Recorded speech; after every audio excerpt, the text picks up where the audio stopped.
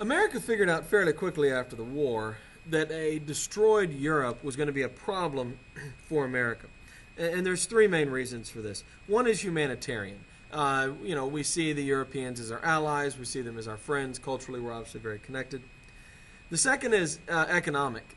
We rely on Europe to buy a lot of our stuff. And if the European economy is in shambles because of the war, they can't buy our things. But the third motive is political. There was a great fear that a troubled, a stressed Europe would turn to communism. Today, we may think of that as unlikely, but you have to remember, back in the late 1940s, communism had spread dramatically, and there was still this fear that countries who found themselves particularly in economic trouble might turn to communism as an answer. And so in June 1947, General George Marshall, who's now the Secretary of State, announces a plan that he has spearheaded called the Marshall Plan. And it consists of America offering financial aid to all European nations who were damaged in the war, including the Soviet Union. The Soviet Union and its satellite states, which is basically Eastern Europe at this point, declined the money. In America, there was actually resistance to this plan. It was very controversial. But in February of 1948, when a communist coup saw Czechoslovakia fall under Soviet control, American support solidified behind this Marshall Plan. The Marshall Plan established an Economic Cooperation Administration, and it pumped $3 billion over 3 years into Europe. And it worked. It worked spectacularly. Europe production is up 64% over these 3 years. And none of the countries who received financial aid turned to communism and became satellite states of the Soviet Union. The Marshall Plan, I think, even though you might be troubled a bit by the Cold War motive, is one of the most important, and in my personal opinion, one of the greatest things America has ever done. If we look at America kind of from 10,000 feet and we look down, the Marshall Plan is, I think, one of those things that really stands out as a great thing we did in world history. And we benefited from it dramatically. There were stipulations in the Marshall Plan that countries had to use some of this money to buy American-produced goods. And so it was a tremendous economic boost to America as well. Part of the prosperity we're going to look at in the 1950s is directly related to the Marshall Plan. Here are some cartoons we'll look over in class, but if you're looking at home, you can pause and check these out. Some criticisms of the Marshall Plan, or at least one is. In 1948, Harry Truman asked for and gets a peacetime draft. The idea is that we could go to war at any minute with the Soviets. The United States and Soviets began to negotiate on nuclear weapons. Of course, America has an atomic bomb, and the Soviets, as of yet, do not. And they're trying to negotiate some deal to prevent this turning into an atomic situation here. And American research begins to escalate into greater and more powerful bombs. In 1946, the Atomic Energy Commission is established, and by 1950, Harry Truman is approving research into a new bomb, the H-bomb, or the hydrogen bomb, many times more powerful than the atom bomb. In 1947, I want to talk about the National Security Act.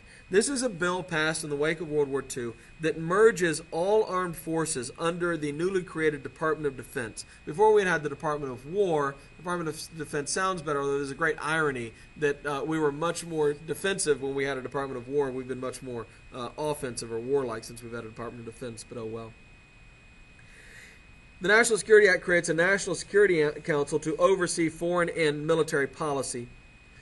It also transforms the OSS, which has been the intelligence gathering organization during World War II, which was formed specifically for World War II, into a permanent agency called the Central Intelligence Agency, or the CIA.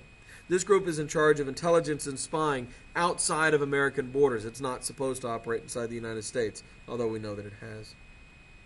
This is also a massive expansion of presidential power. By taking this newly created enormous intelligence agency and unifying the military command structure of the Department of Defense, the power of the President of the United States is far greater than it had been before. And this kind of is the major creation of this idea that the President of the United States is the most powerful man in the world. In 1948, America, Britain, and France create West Germany as a buffer state to the Soviet Union. The Soviets have made it clear they have no intention of giving up East Germany. It becomes a Soviet client state. But we also end up dividing up Berlin. Three of the four zones in Berlin had been controlled by America, Britain, and France, while the fourth zone had been controlled by the Soviet Union.